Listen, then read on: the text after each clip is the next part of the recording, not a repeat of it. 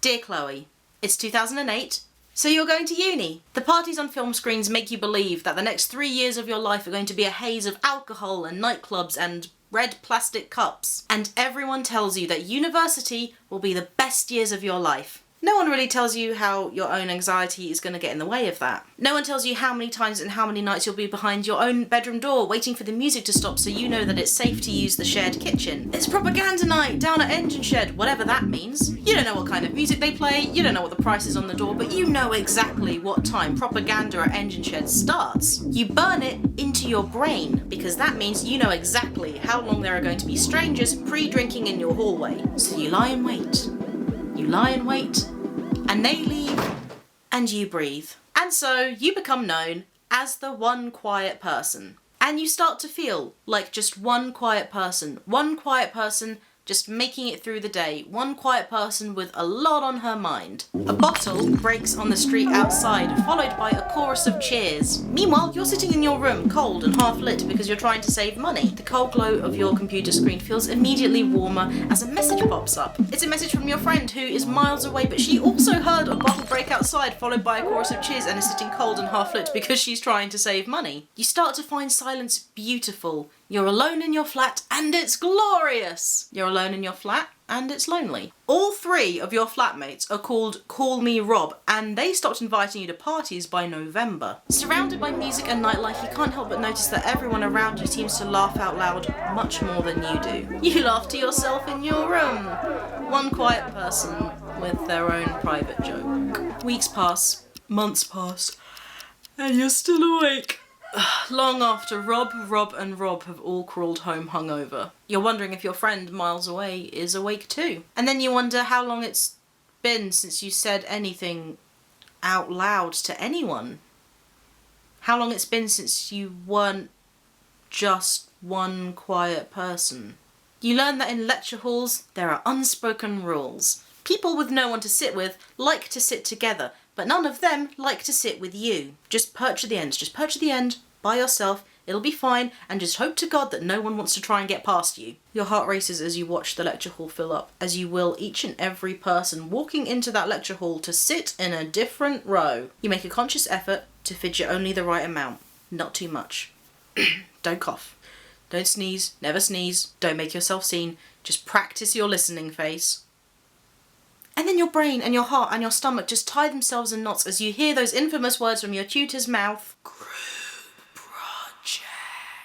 You're made to sit with 5 people you don't know and sit quietly as you watch them compete to have the best idea in the group. You're the one quiet person in the group. You accept that it is your role to be quiet. You say a few words, but it already seems too much for the rest of the group who have hoped you would be the one quiet person and would not contribute. They raise their eyebrows, so you fall silent. So you feel like your ideas aren't good enough. And you feel like you're not good enough. You're involuntarily volunteered by the rest of the group to be the scribe. Don't talk, just write down what the important people have to say. So you sit through it and you wait until the end of class, and you spend that entire 2 hours formulating the words in your head, trying to build the courage to say what you're about to say. You take your tutor aside, you talk to them privately, and hands shaking, heart pounding, you say, "Can I please work on this assignment alone? For personal reasons." You finish the assignment. You all finish the assignment. But weeks later, you still hear your would-have-been group whisper as you enter the room.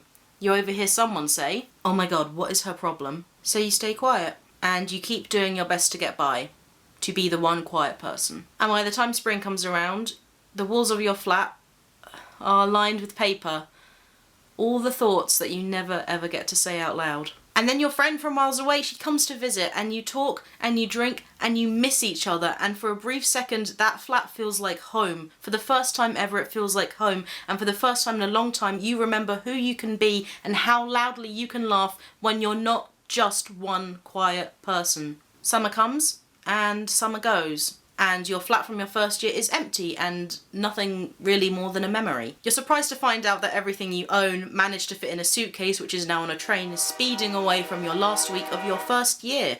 You made it through as one quiet person, and for a while you can relax because the people in your house aren't strangers anymore, they're your family. For a beautiful 3 months, no one keeps asking you to do shots. For that wonderful magical summer, no one is chanting football chants outside your bedroom window. And for the first time in a year, You feel comfortable being yourself again. And then it's week 1. Dear Chloe, it's 2009, so you're going to uni. New flat, new strangers, new music to be played far too loudly, new bass lines to come through your paper-thin walls. New people to learn that, no, you will not be going to propaganda at Engine Shed, whatever that is. New classes with new names to forget, new people to forget you, new tutors who will ask you to speak up and work as a group, new classmates with new noise, 18 people talking over each other, and 1 quiet person. No. 2 quiet people. Now hang on. 2 quiet people. Quietly making it through the day. 2 quiet people with a lot on their mind. 1 quiet person, just like you. 2 quiet people who each notice 1 other quiet person. You both say hello. And university becomes the best years of your life.